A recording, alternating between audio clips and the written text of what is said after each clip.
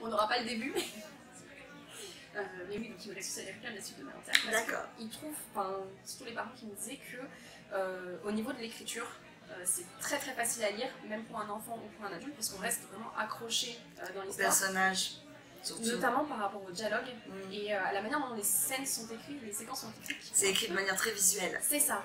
Voilà. Mais ça a trait directement avec mon métier, qui est lié à l'image. Ça influence beaucoup en fait la manière d'écrire. Bah oui, forcément. Moi, je suis communiquée par l'image. Quand je faisais du reportage ou du documentaire, tu exprimes tes pensées aussi en grande partie avec l'image. C'est un appui très fort. Donc quand tu écris, moi j'écris un livre comme j'écrirais un scénario, tout simplement. Là par exemple, je suis en train d'écrire un scénario pour une comédie. C'est l'image. Et j'ai les scènes dans la tête. Et je fais le découpage de telle façon. Et l'écriture, c'est pareil. Et ben ça marche très bien, ça réussit très bien. Merci. Et du coup, sur la plupart de tes sagas, du coup, tu parles sur du fantastique, enfin, de l'imaginaire. Ouais. Alors en fait, c'est vraiment le pur hasard. Enfin, c'est ce que j'appelle le pur hasard. Parce qu'à la base, moi je suis surtout une lectrice de littérature blanche. Tu vois, mes auteurs préférés, c'est Colette, Hugo, enfin rien à voir. Et j'ai découvert Tolkien, je suis tombée amoureuse quand j'avais 15 ans. Tu parles, j'étais la seule fille à jouer au jeu de rôle dans un dragon, tu vois. Mais pour le coup, et puis après il y a eu des sagas de SF que j'ai adoré, etc. Mais je ne suis pas forcément plus une lectrice, tu sais, des mondes imaginaires. Même si petite, mes premiers coups de foot, c'était l'îlot de trésor, je crois, après c'était Dumas. Mais effectivement, j'étais pas forcément... et quand, en fait, ce qui s'est passé, c'est quand je suis restée à la maison, j'avais pris une année sabbatique. Et pour écrire éventuellement un bouquin, et puis pour rester avec mes enfants, parce que j'en avais un qui rentre en 6e et l'autre en CP. Et en fait, quand j'ai commencé à écrire à la maison, j'ai cherché quel était le genre où il n'y avait pas encore des tonnes et des tonnes d'auteurs. Oui, pouvoir te démarquer. Pour pouvoir trouver une petite place, parce que je trouvais qu'il y avait une surproduction du livre en France, etc., dans tous les domaines, et qu'il était très difficile de faire émerger un bouquin parmi tant de bouquins. Et parce qu'au départ, moi j'ai plutôt décidé d'écrire un polar. Et là, je me suis dit, non, du monde dans le polar, ouf. Et j'ai regardé, il n'y avait pas d'auteur française d'urban fantasy. Là, je me suis dit, ça y est, j'ai trouvé le genre dans lequel je vais écrire. Mais tu vois, c'était un hasard, c'est-à-dire que je me suis pas dit dès le départ, oh là là, moi il faut que j'écrive du fantastique. C'était pas forcément, voilà. La saga Rebecca King a super bien marché, donc j'étais très contente. Mais à la base, c'était pas forcément, tu vois, je serais pas forcément allée directement. Oui, c'était pas la première impulsion. C'était pas la première impulsion. Et puis ensuite, quand je suis arrivée à la jeunesse, c'était par pur hasard. Et ce sont les enfants qui m'ont demandé de l'heroic fantasy. C'est eux qui ont choisi le genre. J'aurais dit, vous voulez une histoire policière, une histoire... j'étais avec devant les classes, ce sont eux qui ont décidé. Et j'aurais dit, vous voulez une histoire d'amitié, une histoire policière, une histoire avec des animaux? Non. Ce qu'ils voulaient, c'est de l'heroic fantasy. Ils voulaient une forêt qui mange les gens, un dragon et des professeurs monstres. Point. Donc j'ai dit, écoutez, je vais vous l'écrire. Et donc de là, de fait encore, j'ai écrit une saga de l'imaginaire et de l'heroic fantasy pour les petits. Parce qu'il y avait de la demande. Parce que c'était les enfants qui me l'avaient demandé et je voulais leur faire plaisir. Et donc, et partant de là, ensuite, quand ils venaient me voir en salon et qu'ils me disaient, non, on est trop grand pour mal en faire, mais je lui dis, mais alors, je vous voulais une autre histoire, une histoire un peu plus... Ah non, mais on veut du fantastique. Ah, bon, d'accord. Puis là, j'ai réfléchi, j'ai fait, ok, je vais leur écrire une histoire pour les 12-14, et c'était la légende des 4, puisque, voilà, et ils venaient tous me voir en me disant, maintenant, on est trop grand pour mal en faire, j'ai 12 ans ou j'ai 13 ans, c'est fini, voilà, il faut passer à autre chose, mais comme on aime bien votre façon d'écrire, on veut absolument que ce soit vous qui l'écriviez. Alors je dis, très bien, je vous fais une saga spécifiquement pour vous. Et donc c'est né comme ça en fait, la légende des 4. J'ai fait ça, j'ai écrit en 2 mois, je l'ai écrite en 2 mois, le premier tome, parce que j'avais ce moment-là de break entre ça et d'autres titres. Et j'ai dit, maintenant il faut absolument que je...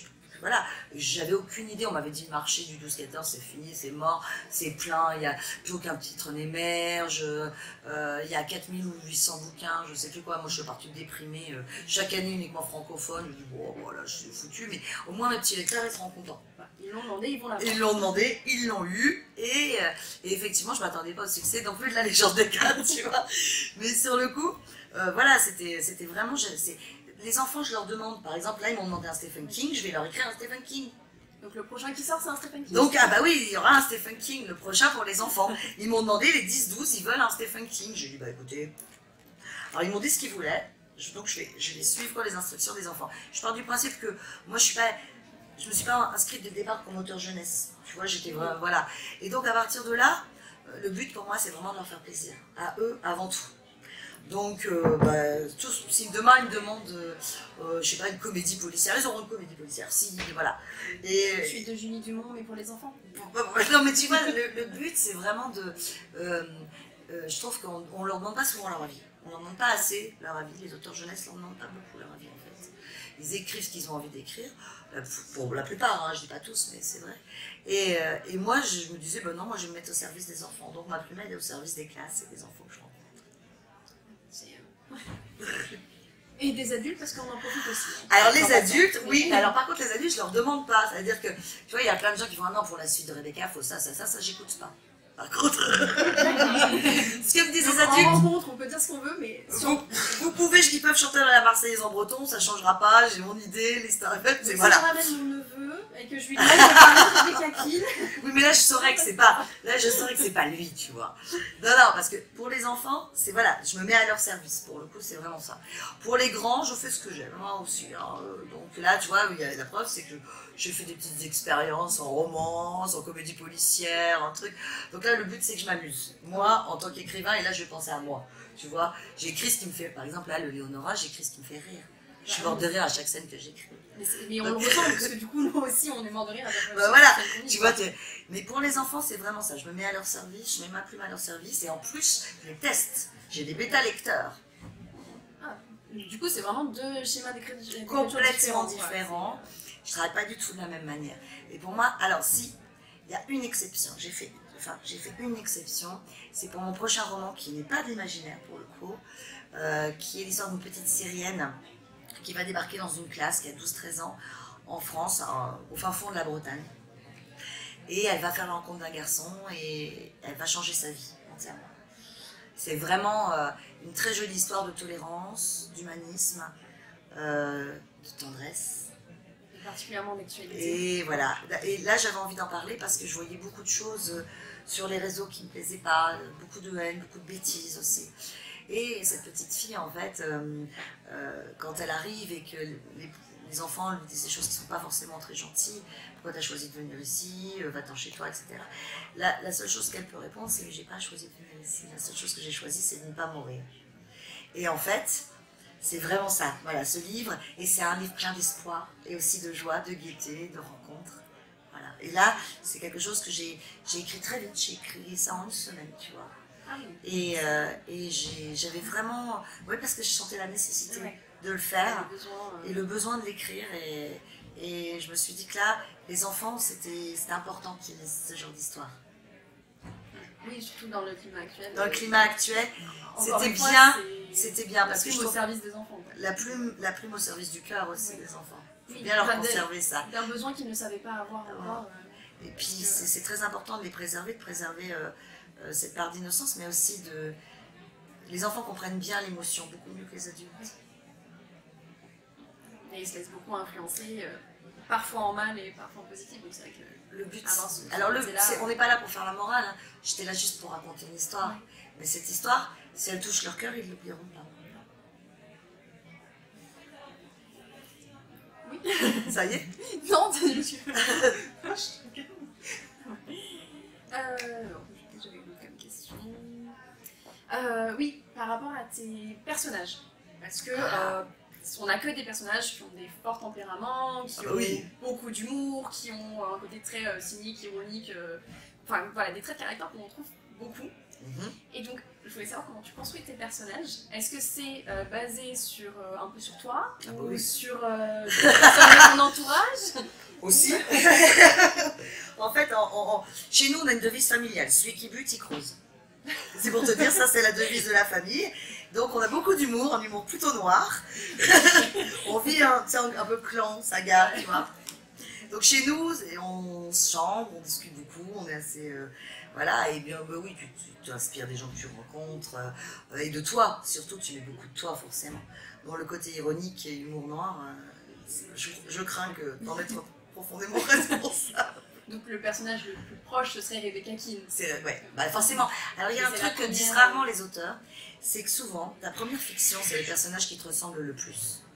La première fiction, c'est là où tu mets le plus de toi, systématiquement. Sans t'en rendre compte, de manière instinctive. Après, tu vas t'éloigner, quand tu vas continuer à écrire, tu vas t'éloigner de toi, tes personnages vont être complètement différents, etc. Mais le tout premier, c'est souvent celui qui te ressemble le plus. Alors, et souvent tu l'améliores en plus, parce que tu vois, l'intérêt avec Rebecca, c'est qu'elle est jeune, belle, tout ce que t'es pas, quoi. Mais, je suis pas d'accord. Mais, je veux dire que il y a beaucoup de moi, ouais, énormément. Bah, dans toutes les réflexions, quand elle pense, tu sais, et tout ce qu'elle pense, tu sais, dans ta tête qui lui traverse l'esprit, moi, ça m'arrive tout le temps, tu vois. Il y a plein de fois où quand les gens me parlent, c'est des scènes de dessin animé quasiment qui s'affichent sur ma tête. Tu vois, ou des scènes d'étranglement, enfin tu vois, il y a des trucs, et tu continues. Et il y a beaucoup de choses comme ça, et effectivement, c'est celui qui te ressemble le plus.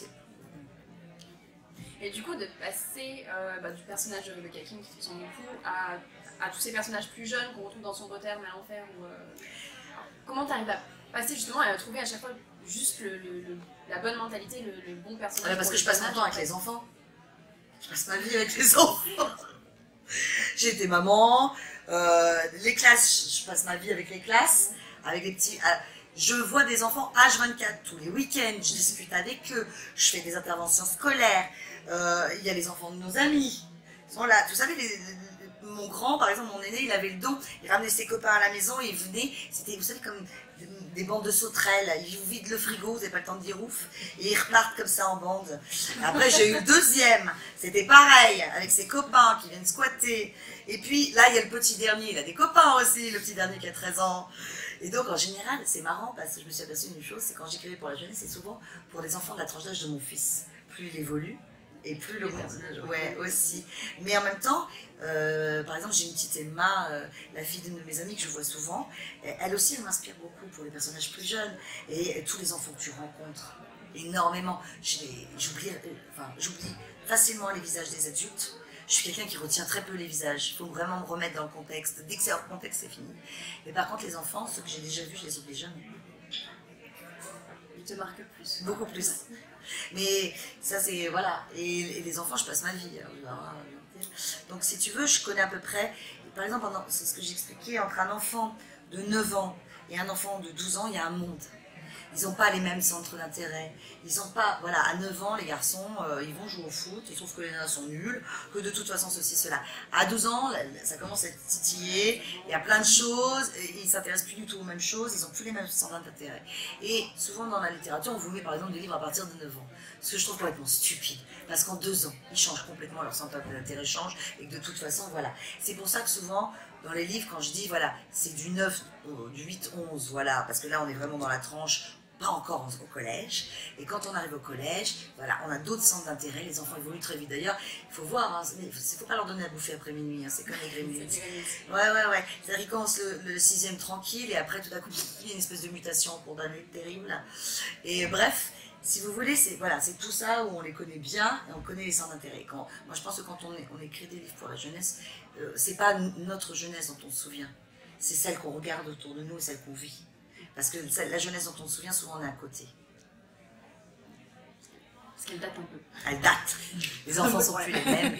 Et puis on a des souvenirs fausses aussi. On n'est pas très objectif avec nos propres souvenirs. Moi, par exemple, je me souviens très bien de l'enfant que j'étais. Mais aujourd'hui, l'enfant que j'étais et la liberté que j'avais à l'époque, c'est-à-dire que c'est comme pour le Club des 5 qui partait faire du camping tout seul pendant 3 semaines, lesquels et les parents qui va laisser aujourd'hui des gamins de cet âge-là partir tout seul en camping pendant 3 semaines. Je veux dire, aujourd'hui les gamins ils sortaient comme ils voulaient, ils faisaient ce qu'ils voulaient, etc. Mais quels sont les parents qui laissent faire ça? Enfin, je veux dire, bon bref, en résumé, les temps, l'époque évolue, les enfants évoluent. Et on est complètement différent des enfants, les enfants d'aujourd'hui ne sont pas tout à fait les mêmes. Donc il faut baigner dedans, tout le temps. Jamais les lâcher et s'en inspirer, ça se respire. Donc ça, pour toi en tant qu'auteur, c'est vraiment ce qui te permet d'écrire, cette inspiration. Oui, parce que, et puis leurs envies, le désir qu'ils ont vraiment de te lire, c'est un soutien énorme. Souvent, les auteurs diront il y a énormément de soutien de la part des lecteurs. Par exemple, pour Rebecca Keane, j'ai beaucoup de soutien, il y a énormément. Mais le soutien qu'apportent les enfants quand ils viennent voir avec les yeux brillants, et qui vous disent j'ai adoré votre livre, c'était mon premier livre, c'est ceci, mais c'est des choses que tu n'oublies jamais. C'est lui qui donne encore plus envie de continuer, celui qui te donne envie de lire. Ouais. Parce que tu vois, les auteurs jeunesse sont eux, c'est pour ça que c'est si important d'écrire pour la jeunesse pour moi, parce que ce sont eux qui font les lecteurs de demain. Il n'y aurait pas de lecteurs, ou peu, beaucoup moins, de livres adultes, s'il n'y avait pas des bons auteurs jeunesse. Et il faut des bons auteurs jeunesse. Et il faut des auteurs jeunesse qui sont impliqués, qui sont investis, qui leur donnent envie de lire. Voilà, c'est pour ça. Mes neveux lisent déjà...